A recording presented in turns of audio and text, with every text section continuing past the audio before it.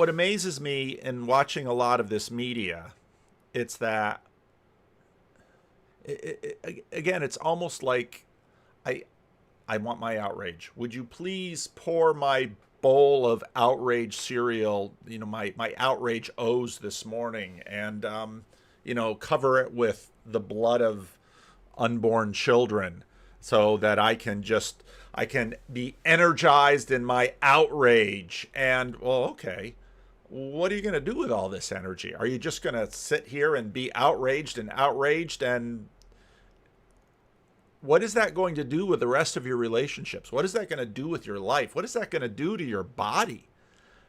And again, it isn't to say that there aren't things to be outraged about, but if you are outraged, it should result in some action, which hopefully will be about more than just self-indulgent self-expression and actual being able to make progress in an enormously large system towards a specific end.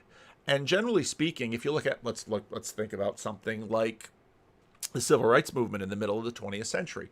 If you look at how actually it got effective by the 50s and 60s, it was decades of patient, often legal work, very disciplined work.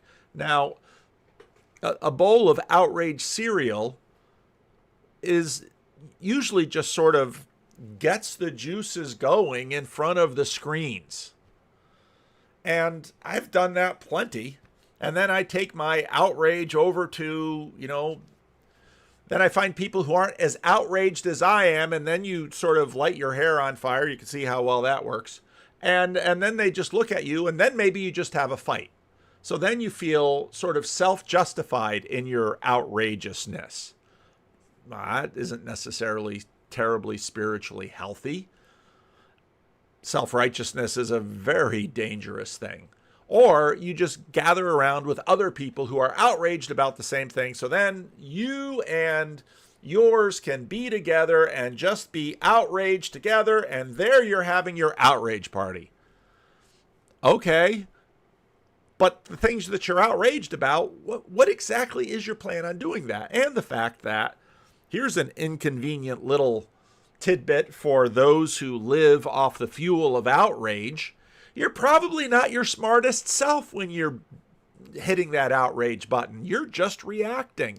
And that's not different from being angry about something. I mean, if you're angry about something, it's just one tick short of panic, which is usually complete mindlessness.